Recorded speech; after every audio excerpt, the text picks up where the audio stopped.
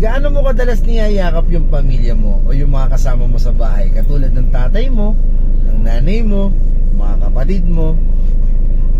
Gaano kadalas? Alam mo ba na may magandang dulot yan? Yung pagyakap mo sa kanila. Unang-una, nagiging komportable kayo sa isa't isa. Nagiging magaan ang loob nyo sa bawat isa. Pangalawa, nagkakaroon kayo ng tiwala. Diba?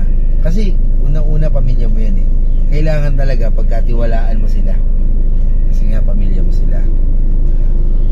Pangatlo, mas minamahal nyo yung isa't isa. Kasi sanay kayo na naglalambingan, nagyayakapan. Kahit na anong edad nyo pa. Natural lang yun. At yun yung dapat. Sa totoo lang. Kaya sa totoo lang, magandang